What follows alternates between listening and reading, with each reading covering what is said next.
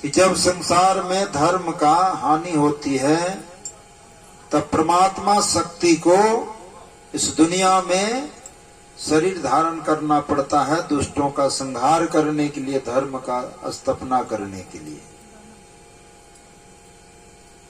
तो बहुत सारे रूप में परमात्मा आए, दुष्टों का संहार किया और धर्म का स्थापना करके चले गए। जब भगवान श्री कृष्ण धराधाम पर आ रहे थे, धराधाम पर आए तो बहुत सारा चमत्कार हुआ।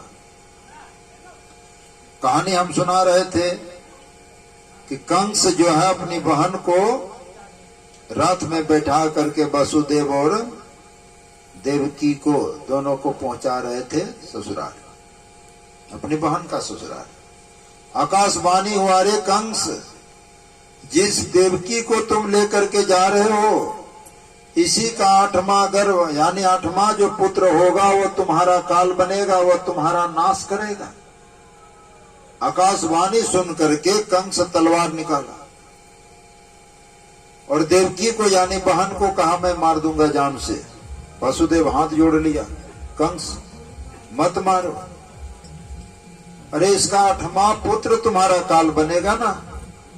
आकाशवाणी के अनुसार 8वां पुत्र तुम्हारा काल बनेगा। मैं तुमको वचन देता हूं, मैं 8वां पुत्र को तुम्हारे हवाले कर दूंगा, तुम विश्वास करो हम पर।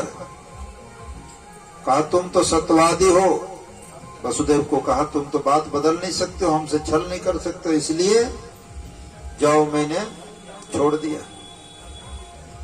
मारा नहीं, छोड़ दिया। दोनों चले गए अपने घर। जब घर चले गए, अब तो कंस पाप नहीं करेगा, अब कंस का विनाश होगा कैसे? जब तक पाप का घड़ा नहीं भरेगा तब तक विनाश हो नहीं सकता है। नारद बाबा आए कंस के पास और कहा कंस, हमने सुना है कि आकाशवाणी हुई थी। कहाँ आकाशवाणी हुई थी? आकाशवाणी ने क्या कहा? कहा देवकी का 8वां पुत्र मेरा काल होगा। तो तुमने क्या किया देवकी को? कहा हम तो मार देना ही चाहते थे, लेकिन वसुदेव जो है हाथ जोड़ लिया और वचन दिया, और वसुदेव सत्यवादी हैं, वो बात नहीं बदलेंगे, इसलिए मैंने दोनों को छोड़ दिया। नारद बाबा कहते हैं कि कंस तुम कैसा गिनती किया? 1 से लेकर के 8 तक, यही ना? अगर आकाशवाणी 8वां गर्भ कहा है, 8वां पुत्र कहा, अगर उल्टा गिनती हो तो तुम यहां से गिनती किया ना, पहला लड़का होगा, दूसरा होगा, तीसरा होगा, चौथा होगा, वो 8वां तक वो आपको मारेगा, यही ना? अगर वहां से गिनती शुरू होए यानी पीछे से, तो तुम्हारा काल तो पहले वाला हो जाएगा। कहा ये बात तो आप ठीक कह रहे हैं। कंस तुरंत भेजा सिपाही को और देवकी और वासुदेव को कारागार में डाल दिया, हाथ में हथकड़ी बेड़ी डाल दिया। वासुदेव ने कहा कंस मैंने तुमको वचन दिया है, 8वां पुत्र मैं तुम्हें हवाले कर दूंगा। कहा नहीं, अब कौन मेरा काल होगा इसका कोई ठिकाना है, अब हम सब पुत्र को मारेंगे। अब तुम मेरे कारागार में ही रहो और यहीं रह करके तुम बच्चा जन्म दो। बस कारागार में डाल दिया और जितना पुत्र होते गया सबको पटक पटक करके मारना शुरू कर दिया। जब 7वां गर्भ देवकी का, जब 7वां गर्भ हुआ, गर्भवती हो गई, तो देवी चमत्कार शुरू हुआ। देवकी जब गर्भवती हो गई तो पूरा शरीर जो है प्रकाश होता था। सिपाही जो पहरा देते थे, कर्मचारी सब, सिपाही सब, वो चमत्कार देखता था। गर्भ से कभी चमत्कार होता था, प्रकाश होता था। एक दिन अचानक क्या हुआ, गर्भपात हो गया। और ये हुआ नहीं, भगवान का माया है। हम लोग गाते हैं ना भजन, भगवान जी के माया के कहलो न जाए, भगवान जी के माया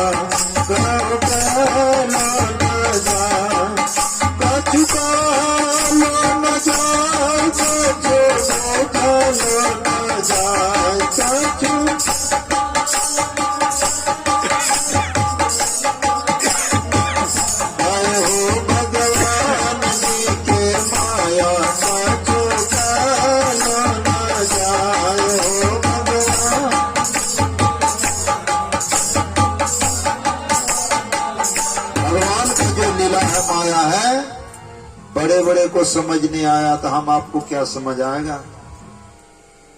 कहा ब्रह्मा को परमात्मा अगर चाह ले तो मच्छर के समान बना देंगे ब्रह्मा को, और मच्छर को चाह ले तो ब्रह्मा से भी बड़ा बना देंगे। और परमात्मा इतने समर्थवान हैं, तो भगवान का लीला कौन समझ सकता है। तो भगवान का जो लीला है वो विचित्र है। अब 8वां गर्भ तो बाद में 7वां गर्भ जब आया, यानी 7वां गर्भवती जब हो गई देवकी मैया, भगवान श्री कृष्ण ने जोग माया को बुलाया। जोग माया, आप जो है ना, तुमको भी इसमें सम्मिलित होना है। जो मैं लीला कर रहा हूं इसमें तुम भी हाथ बटाओ, तुम भी मेरा सहयोग करो। कहा प्रभु क्या करें हम। कहा एक काम करो, रोहिणी देवकी का गर्भ से जो शिशु पल रहा है देवकी के गर्भ में, उसको वहां से निकालो गर्भ से। और रोहिणी जो है वो नंद बाबा के घर पर है, छुप करके रह रही है। वसुदेव का 2 पुत्र रोहिणी और देवकी। तो जो है तुम देवकी के गर्भ से निकाल करके तुम रोहिणी के गर्भ में ले जाके डाल दो। जोगमया जाती है और देवकी के गर्भ से उस शिशु को निकाल करके रोहिणी के गर्भ में डाल दिया। रोहिणी सोई है, उसको पता नहीं है, लेकिन वहां तो कुछ प्रमाण देना पड़ेगा। जोगमाया आती है यशोदा के पास और यशोदा को कहती यशोदा उठो, हे यशोदा रानी, अब तुम्हारे घर पर जो वंश नहीं है, अब तुम्हारे घर पर वंश आएगा। तुम माँ का सुख तुम्हें प्राप्त होगा, तुम पुत्रवती बनोगी। समझा दी कि एक काम करना, इसके लिए ऐसे नहीं होगा पुत्र।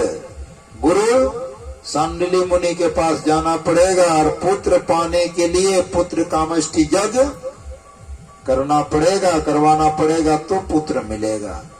और देवी मैया जो है जोगमाया एक फूल दे दी यशोदा मैया को प्रमाण कि हम आए हैं तुम्हारे पास। एक फूल दे करके चली गई। यशोदा मैया जो है नंद बाबा को कह करके सब बात सुना रही थी। तब तक रोहिणी जो है दौड़ती हुई उधर से आती है, यशोदा, हे यशोदा ये क्या हो गया। कहा क्या हुआ। कहा देखो मेरा पेट जो है बड़ा हो रहा है, ये क्या हो गया। यशोदा मैया को तो जोग माया सब बता के गई थी कि ऐसे ऐसे घटना होने वाला भी है। यशोदा कहती है घबराने की कोई बात नहीं है, ये देविक शक्ति है।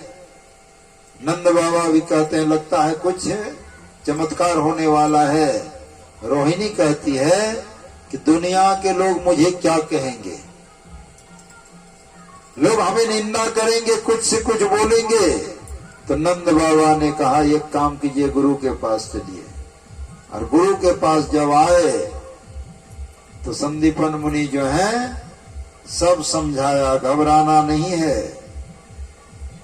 आप जो है परमात्मा अवतार लेंगे, इसलिए ये चमत्कार शुरू हो गया। थोड़ा देर रुको, इसका आगे रहस्य क्या है मैं इसके बारे में पता करता हूं। संदीपन मुनि जो है ध्यान के द्वारा गर्ग ऋषि को आवाहन किया, बुलाया कि देखिए ये रोहिणी के गर्भ में जो पुत्र पल रहा है ये कैसा है चमत्कार। गर्ग ऋषि ने कहा मुनिवर ये देवकी के गर्भ में पल रहा था, ये शेषा अवतार है। लक्ष्मण शेषा अवतार थे, है ना। कहा ये शेषा अवतार है, इसलिए रोहिणी के गर्भ में भेज दिया कि रोहिणी तुम ही इसको जन्म दो। कहा ऐसा क्यों, जब 8वां गर्भ उसका जब 8वां पुत्र होना ही था तो इधर उधर क्यों किया। गर्ग ऋषि ने कहा कि मुनि अगले जन्म में पूर्व जन्म का बात बताया। ये जो है ना वसुदेव देवकी एक जन्म का ये पुण्य नहीं है कि भगवान श्री कृष्ण का माता पिता बनेंगे। पूर्व जन्म का कहानी बताना शुरू किया कि ये जो है कश्यप मुनि थे। कौन? तो वसुदेव। और देवकी अदिति थी, और रोहिणी जो है ये कद्रू थी, यानी मुनि का दो रानियां। अदिति जो है वो जन्म दी बावन भगवान को, जो बलि राजा से जमीन दान लिया। नहीं, एक 3 पग लिया, एक पग में पूरा धरती को नाप लिया, दूसरा पग में पूरा आसमान को नाप लिया, तीसरा पग कहा मैं कहाँ रखूंगा?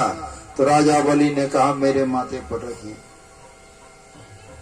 तो कहा वही बामन भगवान हुआ अदिति के गर्भ से, और कद्रू के गर्भ से और नाग लोगों को जन्म दिया।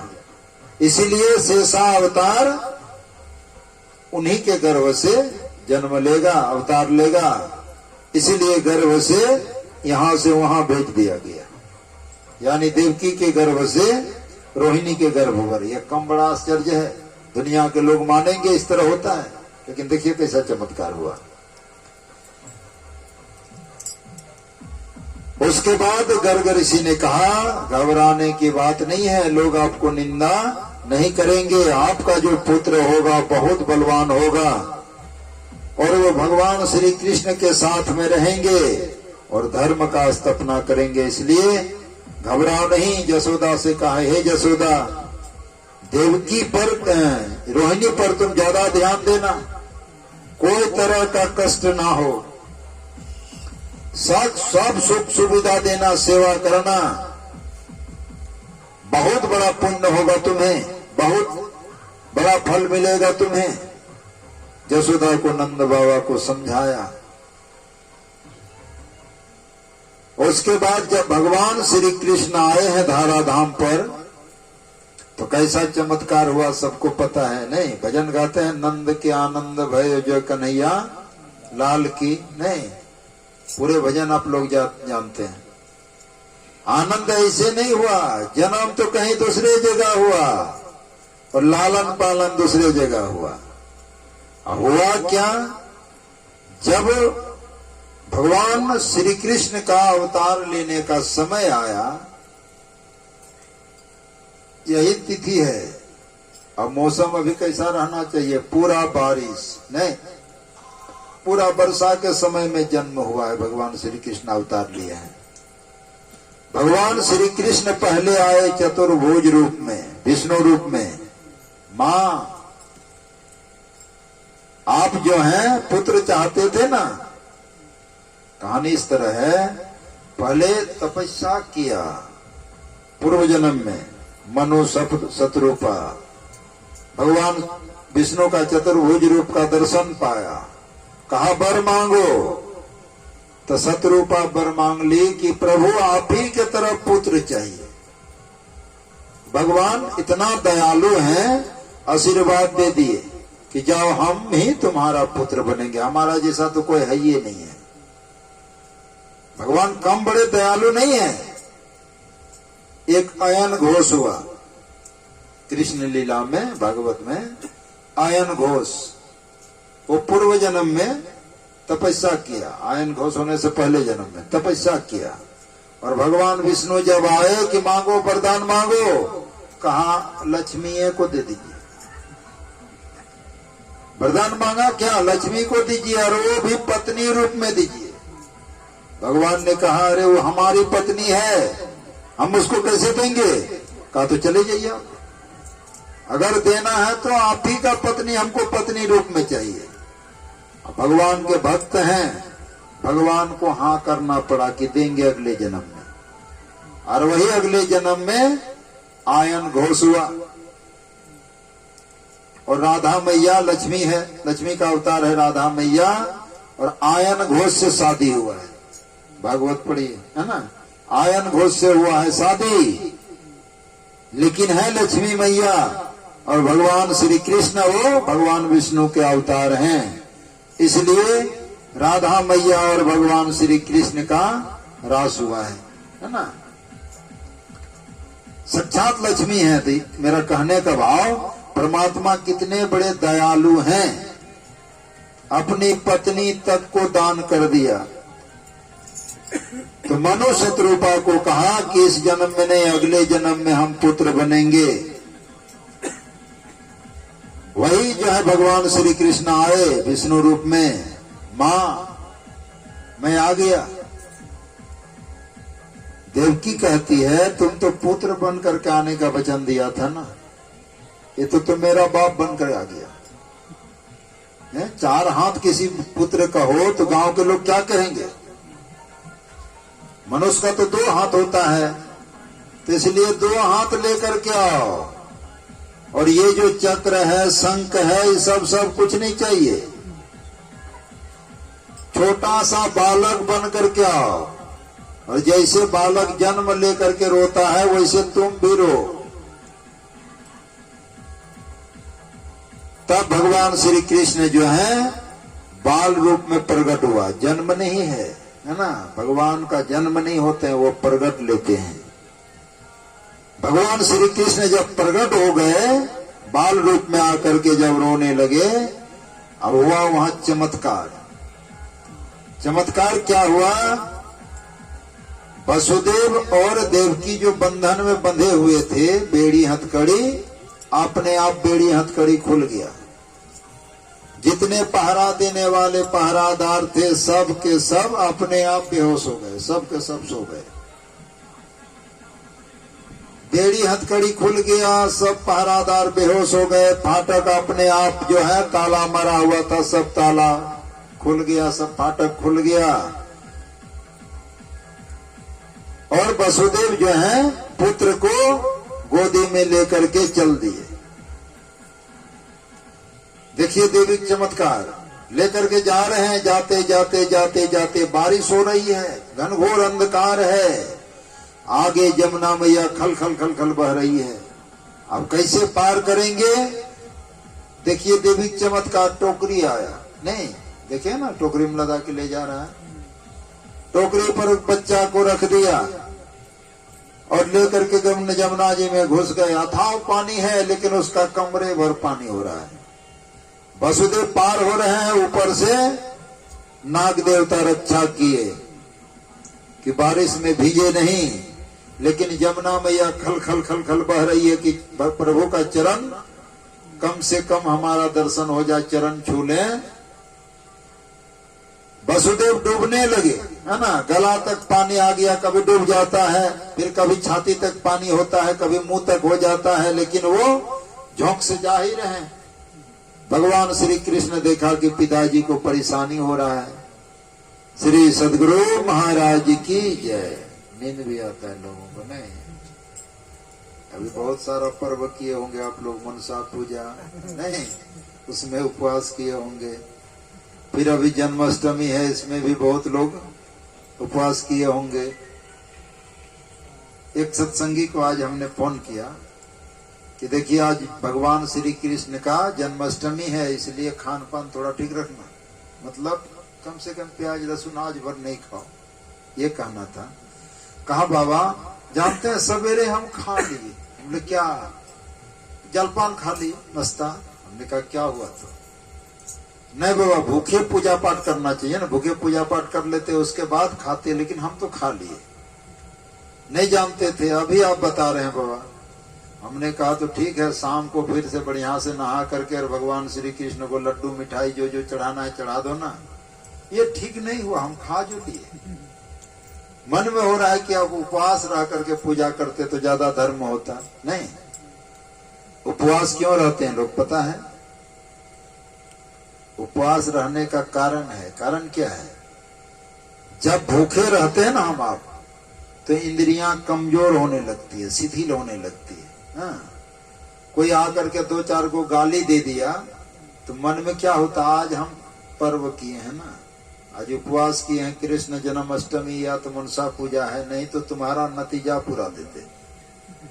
हाँ, इसका मतलब इंद्रियां कमजोर हो गया। भूखे जो आप है ना, धीरे धीरे इंद्रियां कमजोर हो गया। नहीं तो जन्माष्टमी और मनसा पूजा सब तखा में रह जाता और सब हो जाता, वहां उठा पटक भी हो जाता, लेकिन इंद्रियां कमजोर हो गया, है ना।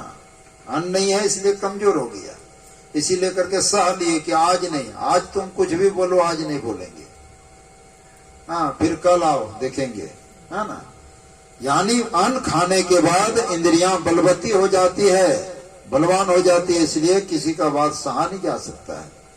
और भूखे रहने से इंद्रियां कमजोर होती है ना, इसीलिए उपवास किया जाता है, ताकि लोग कुछ भी बोल दे, मेरे मुंह से अब शब्द ना निकले, ये सब कारण है ना। तो हम क्या बोल रहे थे, बोलिए श्री सद्गुरु महाराज की जय। इसलिए नींद आती है, आप लोग थके हुए हैं, है ना।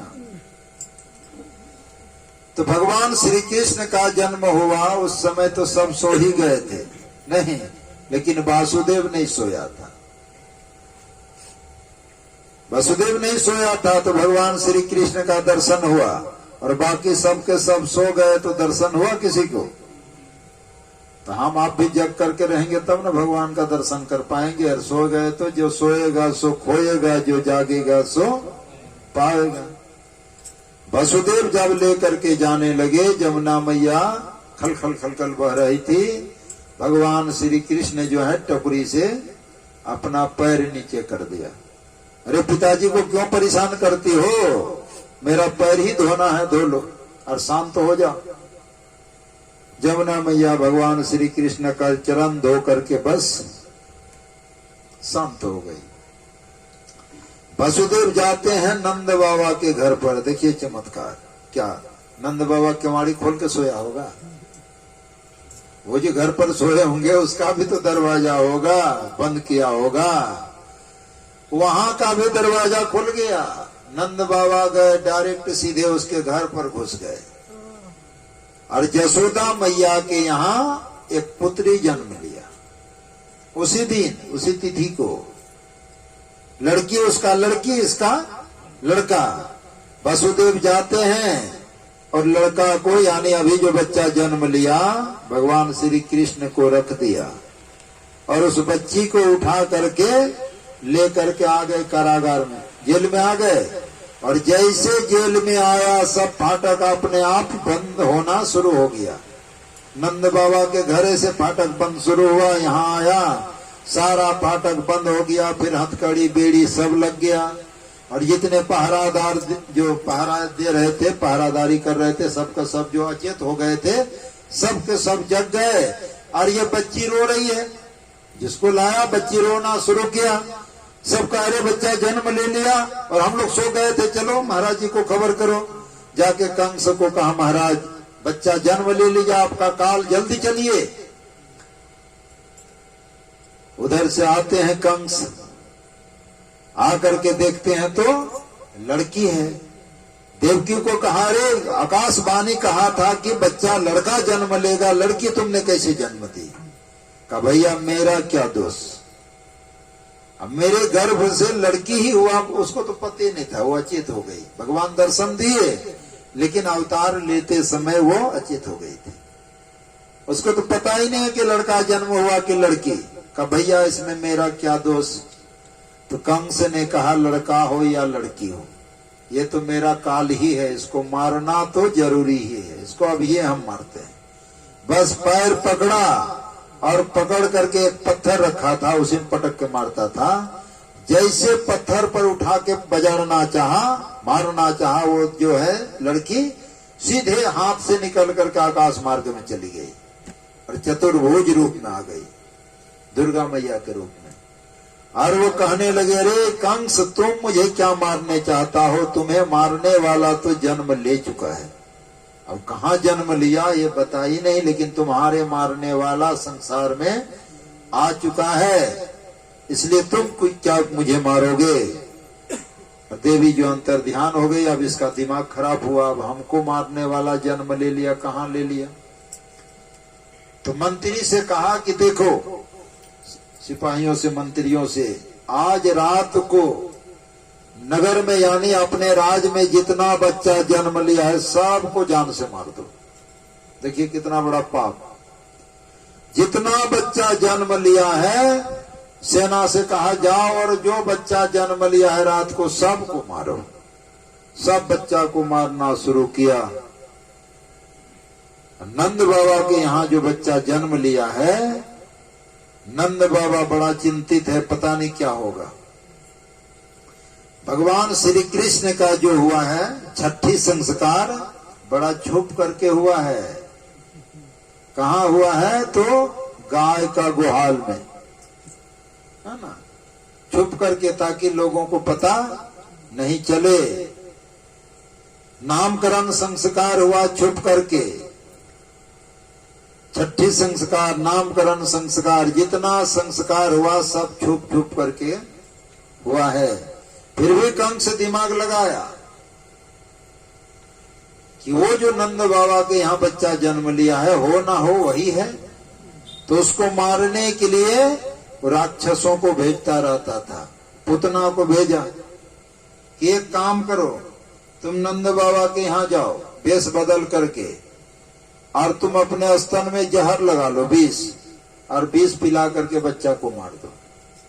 पुतना वेश बदल करके गई और यशोदा से बोल करके बच्चा को ले ली, और जब दूध पिलाना शुरू की,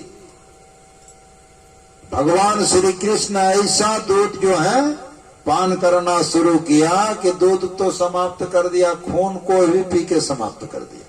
पुतना अपने रूप में आई, अब पुतना जो है प्राण त्याग दी। इस तरह से बहुत सारा चमत्कार हुआ। अब भगवान शिव भी आए हैं, भगवान शिव आए हैं भगवान कृष्ण का दर्शन करने के लिए।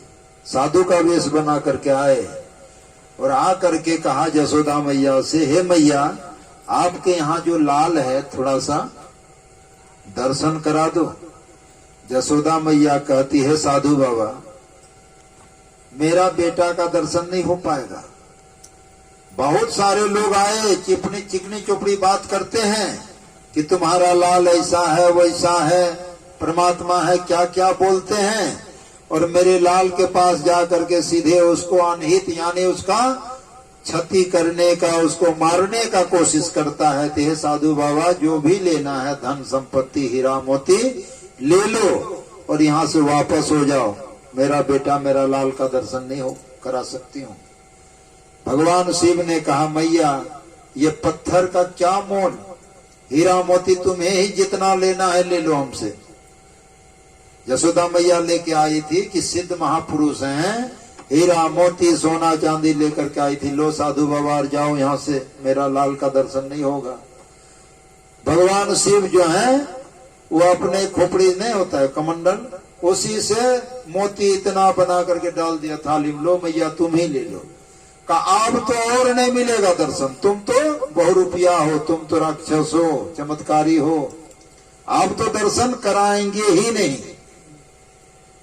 भगवान शिव कहते हैं, प्रभु ये क्या आपकी लीला है, मैं आपका बाल रूप का दर्शन करने आया हूं और मैया तो हट कर ली। प्रभु होगा कैसे हमारा दर्शन, मैं कैलाश से चल करके आया हूं आपका दर्शन करने के लिए, मैया तो दर्शन नहीं करवा रही है। जोग माया वहां आती है बुढ़िया का रूप बना करके और कहा, यशोदा, योग माया पहले पहुंची थी। योग माया को भगवान श्री कृष्ण भेजा अवतार लेने से पहले, जोग माया करके वहां बुढ़िया का रूप बना करके रहती थी। तो यशोदा से कहा, यशोदा, हम बताए थे ना कि हम काशी में रहते थे पहले, काशी से ही हम तुम्हारा घर आई हूँ। ये बाबा जी जो है ना, ये बाबा, ये काशी में ही रहते, हमसे भेंट हुई थी, बड़ा सिद्ध पुरुष है। शंकर भगवान को जोग माया कहती है ये सिद्ध पुरुष है, इसलिए हे यशोदा, तुम्हारा लाला का अहो भाग्य है कि ऐसे साधु तुम्हारे घर पर आया है, थोड़ा लाला को दर्शन कराओ, इनसे आशीर्वाद लो। और वो जो है जोग माया भगवान शिव का चरण छू करके प्रणाम करने लगी, रोने लगी। यशोदा तब लाई लाला को, भगवान श्री कृष्ण को लाती है बाल रूप में, और दूर से ही कहा, साधु बाबा वहीं से दर्शन कर लो, सामने आने का जरूरत नहीं है, वहीं से दर्शन करो और यहाँ से लौट जाओ। माँ यशोदा हट नहीं छाड़ी कि नहीं, हम सामने देंगे ही नहीं आपको। तो भगवान शिव जो है थोड़ा सा माया दिखाया, साधु का वेश में था, अपना रूप प्रकट किया, और जिसका दिव्य दृष्टि होगा वही न देख पाएंगे। सूक्ष्म रूप लेकर के भगवान श्री कृष्ण का बाल रूप का दर्शन किया, प्रणाम किया। जोग माया सिर्फ देख पाई और कोई नहीं।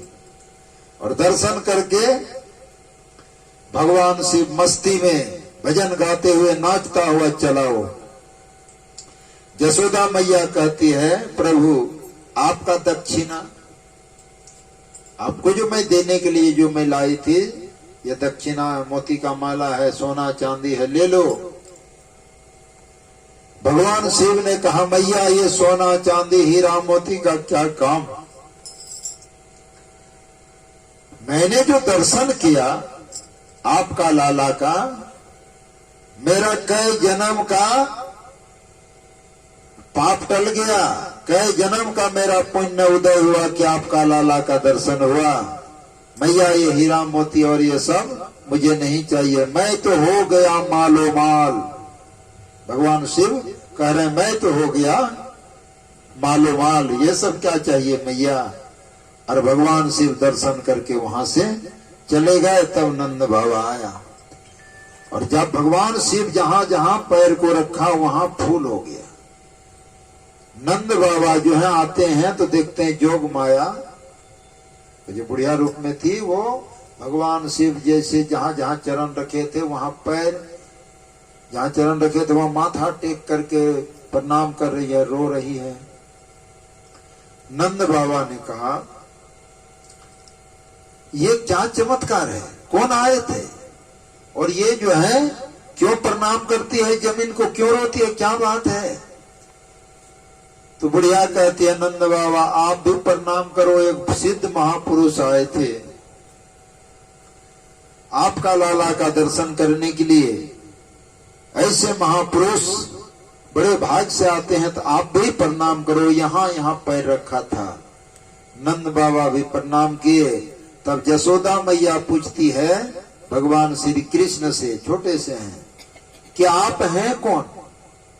अरे लाला तो कौन हो, कभी तो तुम्हारे दर्शन करने देवता आते हैं, कभी तुम्हें दर्शन करने के लिए राक्षस आते हैं, तुम्हें मारने के लिए राक्षस आते हैं, तुम हो तो कौन। बहुत तरह से बातचीत की है। तो मेरा कहने का भाव है, भगवान श्री कृष्ण आए और लीला दिखाए नहीं, और कैसा कैसा लीला किया है सबको पता है। पहली बार जब भगवान श्री कृष्ण जमीन पर बैठा, पहली बार, तो घर में रहते थे नहीं, धरती पर मट्टी पर पहली बार बैठा। कहाँ, तो यमुना किनारे। धरती मैया आई, प्रभु आप हमारे पास यानी मेरी जमीन में पहली बार पांव रखा।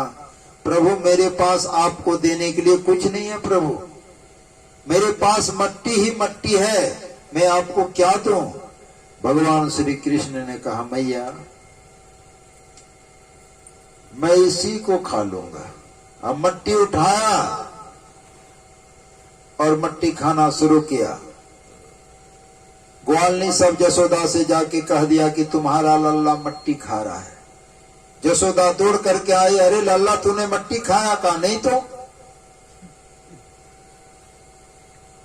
कहा तूने मट्टी खाया, मुंह खोलो, कहा नहीं तो। मैंने कब खाया, मैंने मट्टी खाया ही नहीं, कहा मुंह खोलो।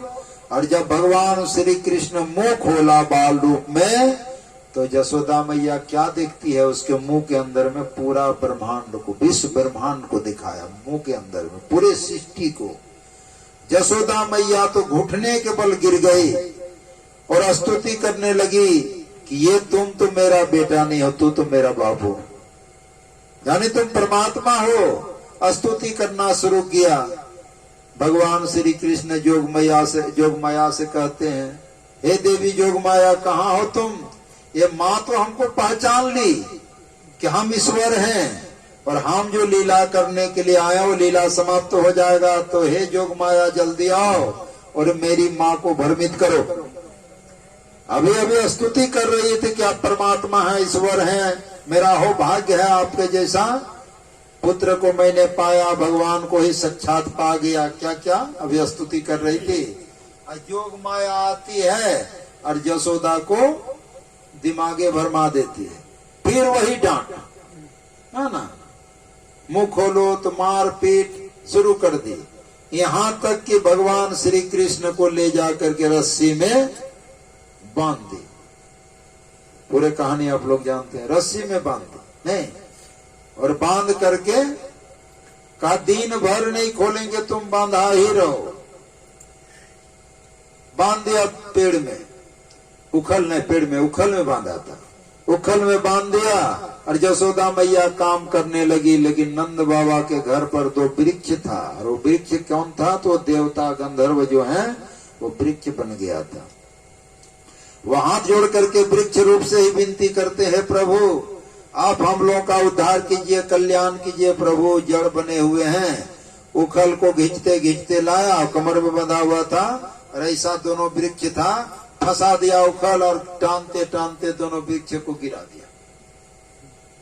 जब वृक्ष गिर गए, गाछ गिर गए, तो भगवान कृष्ण जो है डाल पात से ढक गए। यशोदा मैया आई दौड़ करके और रस्सी खोल करके और कान पकड़ के गलती मानने लगी कि आज के बाद दोबारा हम इस तरह गलती नहीं करेंगे। आज तुमको कुछ हो जाता तो हम नहीं, माँ का जो हृदय है। नंद बाबा आकर के बहुत डांट डपट किया, लेकिन भगवान कृष्ण तो लीला कर रहे हैं, दोनों गंधर्व का उद्धार किया। वही हमने कहा, भगवान जी का माया कोई कह लो न जाए। क्या चमत्कार दिखा रहे हैं, क्या कर रहे हैं, किसको पता। एक कालिया दह था, वहां पर एक नाग रहते थे, उस नाग का नाम था कालिया नाग। इतना जहरीला था वो, जिस दह में रहता था पानी में, पूरा पानी जहर ही हो गया, विष हो गया। उस होकर के जो चिड़िया उड़ती थी, जहर के प्रभाव से वो नीचे जल में गिर के मर जाता था, इतना जहर का प्रभाव। अब भगवान श्री कृष्ण को कलिया दमन करना है, यानी कलिया नाग को सिखाना है सबक। होगा कैसे, तो गेंद खेल रहे थे सब ग्वाल बाल, भगवान कृष्ण जानबूझ करके गेंद फेंक दिया, कालियादा फेंक दिया। तो सब बच्चा सब कहने लगा, तुमने गेंद फेंका है, जाओ गेंद लाओ। करे वो जहर है, वहां जाएंगे तो मर जाएंगे, तुम मरो चाहे कुछ भी हो। बच्चा का हट, तो गेंद फेंका है, गेंद लाओ। भगवान श्री कृष्ण गाछ पर चढ़ गए और कलियादा में कूद गए। कूद गए, सीधे चले गए भीतर। ग्वाल बाल डर के मारे दौड़ करके आया, और नंद बाबा यशोदा मैया से कह दिया कि आपका कान्हा जो है कलियादा में कूद गए। नंद बाबा यशोदा मैया दौड़ करके आती है, बेहोश हो रहा है, कितना बार दांती लग गया, कितने गांव समाज के लोग परेशान हो रहे हैं। और भगवान श्री कृष्ण क्या करते हैं, चले गए कलिया नाग के पास अंदर। और कालिया नाग जो है भगवान कृष्ण को देख करके गुस्से में इसको जो है अपने लिंगड़ी में बांध दिया नहीं, और इसको पानी में ही पटक करके मारने का कोशिश किया। लेकिन भगवान श्री कृष्ण क्या किया, पहले शरीर को फुलाया, बड़ा शरीर बनाया, और कालिया नाग इसको बांधा। उसके बाद भगवान श्री कृष्ण क्या किया, छोटा बना लिया शरीर को। तो बंधन जो था वो ढीला पड़ गया, फट से निकल करके और कालिया नाग के माथे पर चढ़ करके वो नाचना शुरू किया, बंसुरी बजा करके नाचने लगे। तो कालिया नाग का जो घमंड था, वो घमंड को भगवान श्री कृष्ण चूर किया और उसको वहां से भगाया कि यहां से निकल करके जाओ, यमुना मैया का पानी क्यों तुम खराब करते हो। तो ये कहानी में ये सिद्ध करता है कि जो क्या थे, जो महाजोगेश्वर थे भगवान श्री कृष्ण। शरीर को कौन बढ़ा घटा सकते हैं, हम लोग बढ़ा सकते हैं, घटा सकते हैं नहीं। भगवान श्री कृष्ण शरीर को बढ़ा भी देते थे और शरीर को घटा भी लेते थे, यानी जोगेश्वर ही ऐसा कर सकता है।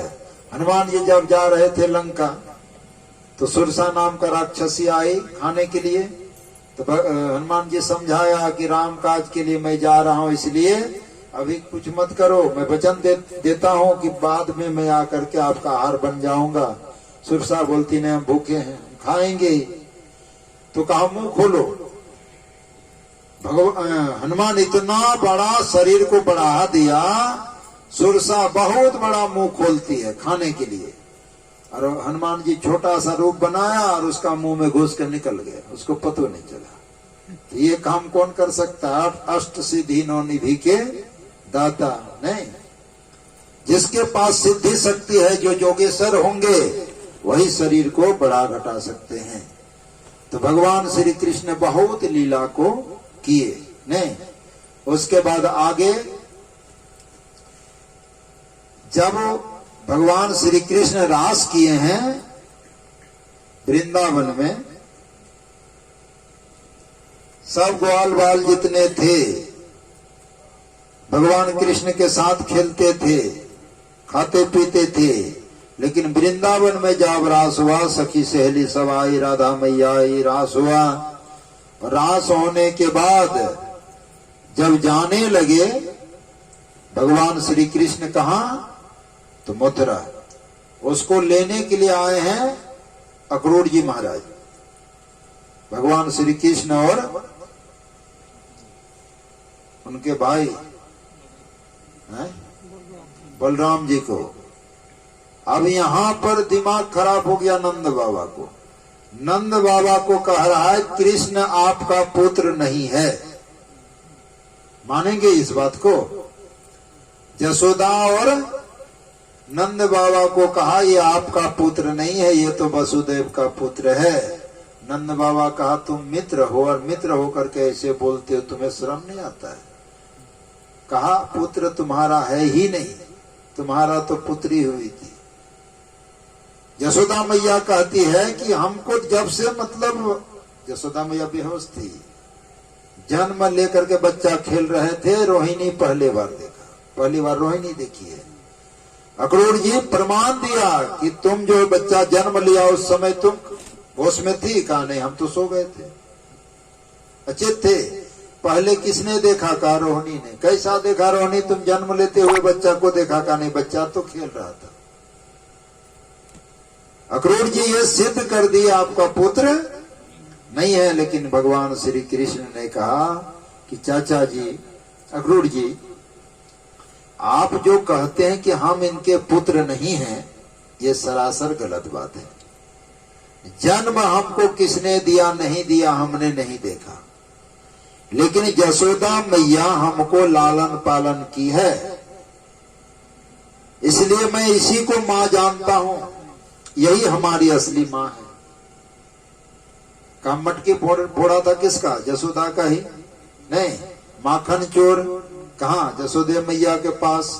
गांव समाज के सखी सहेली लोग जाके गाली देती थी, डांटती थी, किसको? यशोदा को। कहा यही तो हमारी मैया है और यही नंद बाबा हमारे बाबा हैं, पिता हैं।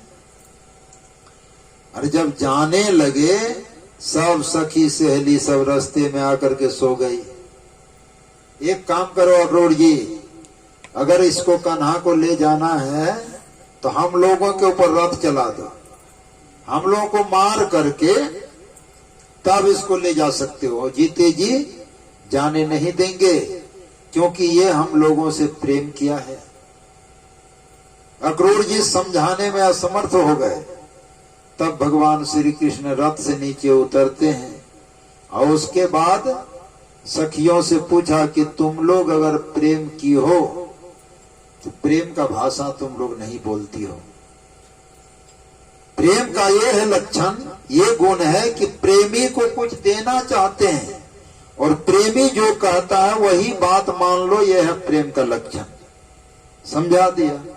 तो सखी सहेली सब पूछती है चलो तुम तो समझा दिया, हम लोग समझ गए, लेकिन आओगे कब? कहा परसों।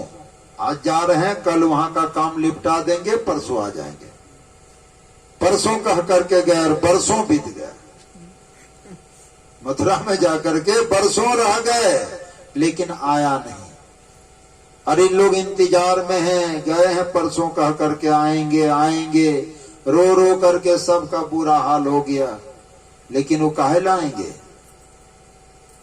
तब उद्धव जी को कहा कि उद्धव तुम तो मेरा परम भक्त हो, तुम तो ज्ञानी भक्त हो, तो एक काम करो, तुम जाओ वृंदावन, हमारे वहां कुछ भोली भाली हमारे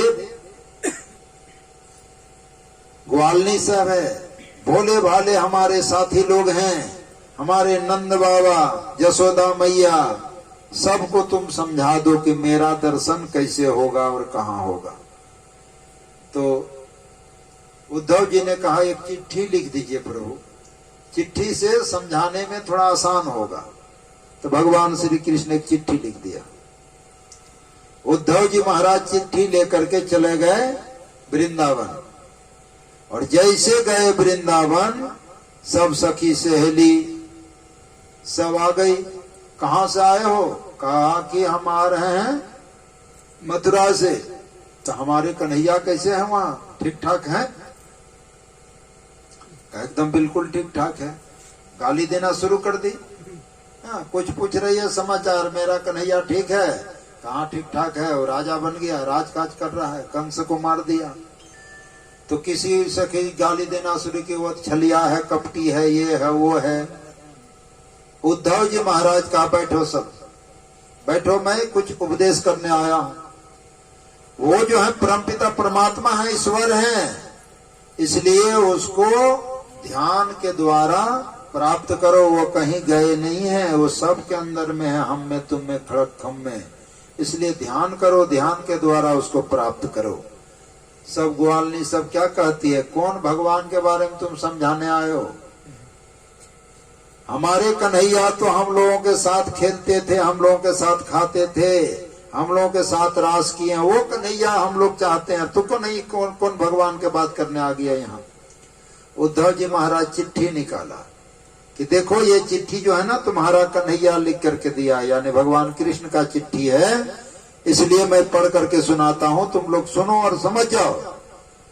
सब ग्वालनी सब उसी पर जो है झपट गई कि चिट्ठी है, इसमें मेरा नाम लिखा है, मेरे बारे में क्या लिखा है।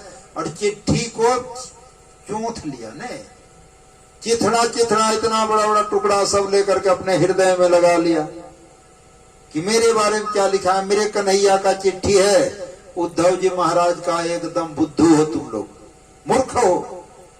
अरे चिट्ठी को तुम लोग फाड़ दी तो हम कैसे पढ़ेंगे, कैसे समझाएंगे? तुम लोग पढ़ी लिखी नहीं हो, इसलिए तुमने बर्बाद कर दिया। कहा उद्धव जी वो एक नंबर का छलिया है, धोखेबाज है। और उद्धव जी का हाथ पकड़ा, चलो देखो, ये देख रहे हैं उद्धव जी, ये जो नहर है, ये जो पानी आ रही है बह करके, ये पानी नहीं है, ये नंद बाबा का आंसू है, यशोदा मैया का आंसू है, इस नगरवासी का आंसू है। वो हम लोगों के साथ बहुत बड़ा अन्याय किया, धोखा दिया। ये सुनते सुनते उद्धव जी महाराज ये तो ज्ञानी थे लेकिन प्रेमी भक्त नहीं थे। ज्ञानी भक्त और प्रेमी भक्त में अंतर है ना? इसलिए भगवान को सबसे प्रिय है उसका प्रेमी भक्त, जो उस पर निछावर हो जाए।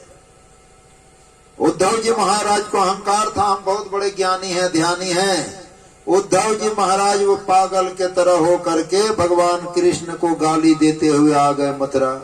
प्रभु आपने अच्छा नहीं किया, आप धोखेबाज हैं, आप वहां के लोगों से गद्दारी किया, धोखा दिया। भगवान श्री कृष्ण मुस्कुरा रहे हैं, वाह उद्धव जी काम बन गया। यही चीज का कमी था आप में प्रेम नहीं था, भक्ति नहीं थी, यानी ज्ञानी थे आप। हमको आप जान सकते थे कि हम परमपिता परमात्मा हैं, हमारा प्राप्ति लोग कैसे करेंगे नहीं करेंगे, ये सब का ज्ञान आपको था, लेकिन प्रेम नहीं था। जो प्रेम अभी है वो प्रेम पहले नहीं था। तो कहने का मेरा भाव है कि भगवान श्री कृष्ण लीला करके हम आपको समझाने का प्रयास किया। एक बार भगवान श्री कृष्ण जो है, एक कहानी हम पहले ही बता दिया ना कि भगवान श्री कृष्ण का पत्नी राधा उस जन्म में नहीं है, उस अवतार में, कृष्ण अवतार में राधा पत्नी नहीं है। राधा क्या है? तो राधा है प्रेमिका, है ना, पहले जन्म में वो पत्नी है, यानी लक्ष्मी मैया का अवतार है, लेकिन आयन घोष पत्नी रूप में मांग लिया। अगले जन्म में तपस्या करके मांग लिया, तो कृष्ण जन्म जब हुआ, अवतार हुआ, तो राधा जो है आयन घोष के साथ शादी किया है। पति का नाम आयन घोष, सास का नाम और ननद का नाम जटिला और कुटिला। सास ननद का नाम है सब, जटिला कुटिला, है ना। तो ये लोग जो हैं राधा को बड़ा गाली गलौज करती थी, झगड़ा करती थी। तो भगवान श्री कृष्ण क्या हम बोलना चाह रहे थे इसके पहले, श्री सद्गुरु महाराज की जय। तो ये जो राधा कृष्ण लोग जो बोलते थे, रुक्मिणी, सत्यभामा, बहुत सारे रानियां हैं भगवान श्री कृष्ण का, इन लोगों को जलन होता था। हम लोग इतने इतने पटरानियां हैं और हम लोगों का नाम नहीं लेकर के उसका नाम क्यों लिया जाता है राधा कृष्ण। भगवान श्री कृष्ण जो है नारद को कहा, नारद जी ये जो हमारे पाटरानियां है ना, इन लोगों को थोड़ा सा कुछ परीक्षा लेना जरूरी है। भगवान श्री कृष्ण क्या क्या पेट दर्द का बहाना किया, सुनिए थोड़ा देर, 2-4 मिनट। पेट दर्द का बहाना किया। नारद बाबा आए, महाराज क्या हो गया? कहा हमारा पेट में काफी दर्द हो रहा है। तो प्रभु दवा नहीं है? दवा तो मेरे पास में है, अनुपान चाहिए। अनुपान समझ रहे हैं? दवा को मिला करके खाने का, नहीं कहता दूध के साथ दवा खाइए, बासी पानी से खाइए। हाँ, अनुपान नहीं है। तो प्रभु अनुपान कहाँ मिलेगा? कहा है तो सबके पास, लेकिन देगा तब ना। नारद बाबा कहते हमारे पास भी है। हाँ नारद बाबा आपके पास भी है, लेकिन आप हम ठीक हो जाएंगे। नारद बाबा का ये काम हमसे नहीं, ये हम नहीं दे सकते। आपको हम चरण धो करके पिलाएंगे, हम नरक जाएंगे? ऐसा हम नहीं करेंगे, इतना बड़ा पाप नहीं करेंगे। देखिए तो अंतपुर में जाइए, हमारे बहुत सारे सेवका सब है, उन लोगों से देखिए। नारद बाबा कमंडल लेकर के गए और कहा भगवान कृष्ण का पेट में दर्द है। कहा दवा तो उन्हीं के पास है, लेकिन अनुपान नहीं है। का अनुपान क्या चाहिए? का आप लोगों का चरण धो करके दीजिए, उसी में दवा घोल करके पिएंगे, ठीक हो जाएगा। अब वो लोग देती क्या करती, नारद बाबा प्रवचन सुना देते थे, सुन लो, चरण धो करके जो देगी उसको नरक में भी जगह नहीं मिलेगा, नरक से भी घोर नरक होगा, क्योंकि भगवान को चरण धो करके पिलाना ठीक बात है। कोई नहीं दिया। कहा प्रभु अंतपुर में यानी आपके यहाँ राजभवन में भी कोई चरण धो करके देने वाले भक्त नहीं है प्रभु, दूसरा कोई उपाय कीजिए, दूसरा दवा खाइए। का नहीं, दवा तो यही है। नारद बाबा आप थोड़ा चले जाइए वृंदावन, वहां भी हमारा कुछ भक्त लोग हैं, शायद वहां मिल जाए। नारद बाबा गए वृंदावन। नारद बाबा को देख करके सब ग्वाल बाल जो है आ गए, सब सखी सहेली आ गई। नारद बाबा कहाँ से आ रहे हैं? कहा आ रहा हूं कृष्ण भगवान के यहाँ से। तो हमारे प्रभु ठीक ठाक हैं? कि नहीं, पेट में दर्द है, काफी दर्द है। तो दवा नहीं खाया? तो दवा उन्हीं के पास है, अनुपान नहीं है।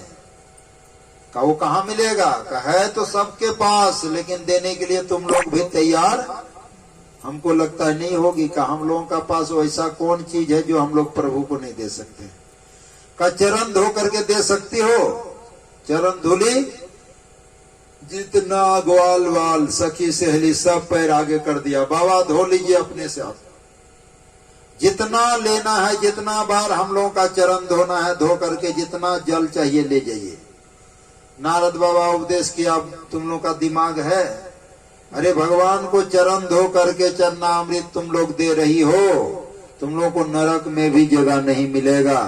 सब एक स्वर में कह दिया, हम लोगों को नरक से भी घोर नरक हो जाए, हम लोग मंजूर हैं, लेकिन हमारे प्रभु ठीक हो जाए। हाँ, ये है प्रेम का लक्षण। और सब चरण धो करके दे दिए। जब नारद बाबा चरणामृत लेकर के आया, का प्रभु ये तो चरण धुली मिल गया, चरणामृत, प्रभु दवा घोल करके पीजिए। यानी भक्ति में, सेवा में श्रद्धा चाहिए। श्रद्धा के बिना जो भक्ति है वो भक्ति नहीं है। दुर्योधन गृह मेवा त्यागे, साग विदुर घर खाए। सबसे ऊंची प्रेम सगाई नहीं, सबसे ऊंची, सबसे ऊंचा है प्रेम, है ना, सबसे ऊंची प्रेम सगाई। दुर्योधन के यहाँ 56 तरह का पुआ पकवान बना था, लेकिन प्रेम नहीं था, भगवान कृष्ण नहीं खाया। विदुर के यहाँ जाकर के क्या खा लिए? विदुरान नहा रही थी, भगवान कृष्ण पहुंच गए और कहा कि देवी कुछ खाने को है, बहुत जोर से भूख लगे। हाँ, भगवान श्री कृष्ण गए विदुर के यहाँ और कहा देवी कुछ खाने को है। कहा प्रभु खाने का है, क्या है? तो केला है, तो 2 केला खाएंगे। नहा रही थी, गीले कपड़े में, भीजा हुआ कपड़ा में आ गई सामने, आ करके अपने से छील छील करके भगवान श्री कृष्ण को खिलाना शुरू की। आनंद विभोर क्या खिला रही है? केला का छिलका, और केला को फेंकते जा रही है। भगवान प्रेम से खा रहे हैं केला का छिलका। उसी समय विदुर जी महाराज आए, देखा बा, अरे पागल, अरे प्रभु को खिलाना है तो केला खिला, छिलका क्यों खिलाती हो? इतना जैसे कहा, ये देखा, अरे तेरी का हमने क्या कर दिया। अब बाद में छील करके भगवान श्री कृष्ण को दिया केला, तो भगवान श्री कृष्ण कहते हैं देवी जो स्वाद था छिलका में वो केला में नहीं है, यानी भक्ति जो था उस समय भाव, वो भाव बदल गया। वो जो भाव था केला का छिलका खिलाते समय, वो भाव था। तो सबसे ऊंची प्रेम सगाई। दुर्योधन के यहाँ 56 तरह का भोग छाड़ दिया, लेकिन विदुर के यहाँ केला का छिलका खा लिया। सबरी के यहाँ जूठा बैर, प्रभु खाया बहु विधि स्वाद बताई, बहुत बखान किया कि बहुत मीठी है, बहुत स्वाद है, नहीं, तो सबसे ऊंची प्रेम सगाई। तो प्रेम के बिना जो भक्ति है वो भक्ति नहीं है, इसलिए प्रेम चाहिए। तो प्रेम होगा कैसे? जाने बिनु न होई प्रतीति, बिनु प्रतीति होई नहीं प्रीति, प्रीति बिना नहीं भक्ति दिढ़ाई जिमी खगेश, जल के चिकनाई। जब तक जिनका भक्ति करते हैं, जैसे गुरु के ही भक्ति करते हैं, गुरु के बारे में नहीं जानेंगे, तब तक भक्ति में मजबूती आ नहीं सकता है। एक बात और, राम कृष्ण से को बड़ो, भगवान राम और कृष्ण से कोई बढ़ करके हैं नहीं है। राम कृष्ण से को बड़ो, तीनों ने गुरु किन्न, तीनों लोगों का जो धनी गुरु आगे अधीन। राम और कृष्ण से बढ़ करके कोई नहीं है, लेकिन गुरु के आगे अधीन रहा। गुरु का कैसा सेवा किया, भागवत पढ़िए। दुर्वासा ऋषि को रथ में बैठा करके घोड़ा खोल दिया और भगवान श्री कृष्ण और रुक्मिणी अपने से रथ को खींचा है, द्वारिकापुरी दिखाया। भगवान श्री राम अपने गुरु का चरण दबा है। आप लोग कीर्तन सुने होंगे, हाँ, संदीपन मुनि आश्रम पढ़े कृष्ण सुदामा। संदीपन मुनि के आश्रम में कृष्ण सुदामा बाल सखा हैं, पढ़ते थे, और गुरु भेज दिया लकड़ी काटने के लिए।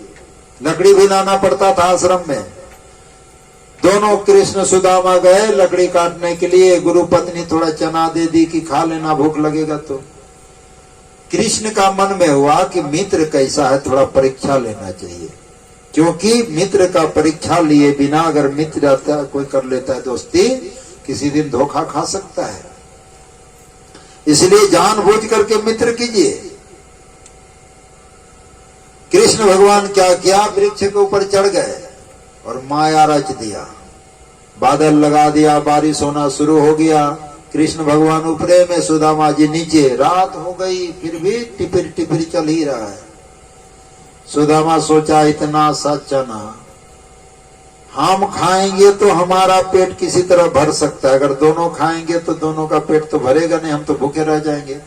एक काम करते, हम ही सब खा लेते। ये खाना शुरू कर दिया। ये नीचे थे, वो ऊपर था। कृष्णा ऊपर से पूछता है, काहेर सखा करत है दांत खटाखट। मित्र क्या बात है, खट खट का आवाज कौन सी का है? चना खा रहे हो क्या? नहीं तो। झूठ बोल रहा है, नहीं तो। अरे खाएंगे तो दोनों मिलके खाएंगे ना। कहा तो दांत क्यों खटखटा रहा है? काहेर सखा करत है दांत खटाखट। झूठ बोल दिया। वर्षा से पिंजड़ कांप उठी, दांत आपस में लड़ जाता है। ये ठंडा के कारण दांत जो है ना आपस में टकरा रहा है। कहा अच्छा। भगवान कृष्ण मने मन गुस्से में आके श्राप दे दिया, गुरु से कपट, मित्र से चोरी की होए, निर्धन की होए कोड़ी। तुम गुरु से मित्र से छल करते हो, जाओ तुम दलिद्र ही हो जाओ। सब चना खा लिया लेकिन दरिद्र हो गया। घर आया, शादी विवाह किया, लेकिन अन्न नहीं कुटता था। जानते पूरा कहानी है ना। और कृष्ण भगवान आकर के राजा बन गए। जब ये पूरे जब दरिद्र हो गया, उसकी पत्नी जब भेजी, कहानी लंबा है, कि जाओ तुम्हारा मित्र राजा है, कुछ मदद मांग करके आओ। जब सुदामा जी गए कृष्ण भगवान के पास, तो कृष्ण भगवान उसका दशा देख करके रोते रोते चरण धो दिया। इतना रोया भगवान श्री कृष्ण कि सुदामा बोला नहीं मुंह से, मने मन अफसोस किया, सुदामा एक झूठ बोलने के कारण तुम्हारा एक दुख देखना पड़ा। अगर तुम में हमसे झूठ नहीं बोलता तो ये दिन क्यों देखना पड़ता। और पूछा, क्या सुदामा तुम मेरे पास आए हो, कुछ नहीं लाए हो घर से, है? मित्र के यहाँ आए हो तो कुछ संदेश लाए हो कि नहीं। अब कृष्ण छोटा था, सुदामा बड़ा था। कहा हमारे लिए भाभी कुछ नहीं दी संदेश, और सुदामा छुपा रहा है। इतना बड़ा राजा, पुआ पकवान खाने वाले, खोआ मिठाई खाने वाले, चावल का टुकड़ा, धान मिसा हुआ, क्या देंगे शर्म के मारे। नहीं, आप लोग गए होंगे कोई सेठ साहूकार के घर पर, अपना ही कुटुंब है लेकिन बड़ा आदमी है, और जब मिठाई लेके जाते हैं ना, जिलेबी मिठाई हो, मतीचूर हो, रसगुल्ला हो, लगने लगता है तुच्छ। नहीं, इतना बड़ा आदमी के पास हम क्या देंगे। सुदामा जी अफसोस कर रहा था और छुपा रहा था। कृष्ण भगवान ने कहा, अभी भी चोरी है? बचपन में तो तू चोरी करता था, अभी भी चोरी। और भगवान कृष्ण उसका पोटली छीन लिया और खोल करके खाना शुरू किया। जैसे अमृत है, एक बार ले लिया, एक लोग दान कर दिया एक ही मुट्ठी में, दूसरा मुट्ठी ले लिया, दो लोग दे दिया, तीसरा मुट्ठी लेने ही वाला था, रुक्मिणी हाथ पकड़ लिए, प्रभु जब इतना स्वादिष्ट है तो हम लोगों के लिए भी तो छोड़िए, हम लोगों के लिए भी तो छोड़िए, सब क्यों खाना चाहते हैं। उसको तो पता था, सुदामा को कुछ पता नहीं था। 2-4 दिन रहा, मित्र में जा रहा हूँ। अब बताइए, आप कुटुंब के यहाँ जाइएगा, पूछेगा तब ना आपका घर का क्या समाचार है, बाल बच्चा कैसा है, तब ना बोलिएगा, अपने से कैसे बोलिएगा। कृष्ण कुछ नहीं पूछा, तुम्हारा घर का क्या स्थिति है, नहीं है, कुछ नहीं पूछा, ये भी नहीं बोला। लेकिन जब कहा मैं जा रहा हूं, कहा जाओ। रास्ते में सुदामा सोचने लगा, कहाँ हम दलिद्र ब्राह्मण, ये कहाँ राजा, अरे बचपन में मित्र थे, अब तो ये राजा बन गया, हम तो गरीब दरिद्र ब्राह्मण, तो क्या हमारा वैल्यू होगा, ऐसे सोचता हुआ आ रहा था। लेकिन उसको पता नहीं है कि भगवान कृष्ण क्या कर दिया। राते में विश्वकर्मा को भेज दिया, कहा जाओ द्वारिकापुरी जैसे है वैसे सुदामापुरी को बना देना। और जब विश्वकर्मा आया और सुदामा का पत्नी से पूछते हैं कि देवी भगवान कृष्ण भेजा है तुम्हारा घर बनाने के लिए, तो आप बताओ खिड़की किधर रखेंगे, दरवाजा किधर रखेंगे, कैसे बनेगा, कितना दूर तक बनेगा, तुम हमको बताओ। तो सुदामा का पत्नी क्या कहती है, घर बनाने आए हैं ना, एक घर नहीं बनेगा, ये पूरा नगर बनेगा, ये पूरा गांव ही बनाना पड़ेगा, तैयार है। कहने मालिक से आदेश लेना होगा, कह जाओ आदेश लेके आओ, अगर पूरा गांव बना सकते हो तो बनाओ, नहीं तो हमारा तार करने वाले वाला घर ठीक है। देखिए भक्त का लक्षण, अपना सिर्फ सुविधा नहीं चाहिए, सबका सुविधा चाहिए। तब भगवान कृष्ण से विश्वकर्मा जी पूछते हैं कि इसका कहना है पूरे गांव बनाओ, का बना दो। पूरे सुदामापुरी को बना दिया द्वारिकापुरी के तरह। सुदामा जब आए अपने नगर में तो लगता था कि हम भटक गए, कि हम द्वारिकापुरी में घूम रहे हैं, ऐसे इसको लग रहा है। तब तक उसकी पत्नी आती है, क्योंकि देख रहा था किधर आ गए, भटक गए। उसकी पत्नी कहती है, पतिदेव क्या देखते हैं, ये अपना ही घर है। कार्य तार करने वाला घर का वो उड़ गया, ये सुंदर भवन आपके मित्र बना दिए। विश्वकर्मा आया था, पूरे नगर को ही बदल डाला, सबको बना दिया। तब सुदामा को पता चला, इसे तो प्रत्यक्ष रूप में कुछ दिया नहीं, लेकिन लेने के लिए कुछ बाकी रहा नहीं। तो ये है भगवान संत और भगवंत का उपकार। आपको पता नहीं चलेगा लेकिन काम बन जाए। हाँ, संतों ने कहा पराय कमाए देखकर हैरान न होना, तुझे भी खुदा देंगे परेशान मत होना। दूसरा का कमाई देख करके जलना नहीं है, परमात्मा आपको भी देंगे। संतोष रखिए और यत्न कीजिए। तो कहने का मेरा भाव है, घर परिवार में रहना है, खेती बाड़ी नौकरी बिजनेस सब करना है और सब करते हुए भगवान का भजन करना है। इसके लिए थोड़ा सा संतोष चाहिए। नहीं जो 10 20 50 भय सत होई हजार तो लाख मंगेगी, कोटि अरब खरब असंख्य धारापति होने की चाह जगेगी, पृथ्वी पताल हो राज करो तृष्णा अधिक अधिक आग लगेगी, सुंदर एक संतोष बिना सट तेरी तो भूख कभी ना मिटेगी, गोधन गज धन बाज धन और रतन धन खान, जब आवे संतोष धन सब धन धूलि समान। हमको बाबा जी सब बोलता है हाँ, कि तुम जो है ना हम लोगों का जो है सबका वैल्यू घटा दिया। मतलब हम लोगों को कोई नहीं बुलाएगा, तुम ही को बुलाएगा। क्यों क्यों नहीं बुलाएगा? तो इसलिए नहीं बुलाएगा, तुम तो जा करके जो तुमको देता है नहीं देता है तुम सत्संग कर देता है। हम लोगों को तो नहीं पुसाएगा। हम लोग गाड़ी लेके जाएंगे, नहीं पुसाएगा, इतना दक्षिणा नहीं होगा। हमने कहा तो आपका बिजनेस नहीं चलता है तो हम क्या करेंगे? गुरु महाराज का बिजनेस हमारा है कि जो दे नहीं दे फिर भी सुबह यहाँ तो शाम वहाँ, राम बिना आराम कहाँ। नहीं, राम रमैया गाते जा, राम से लगन लगाते जा।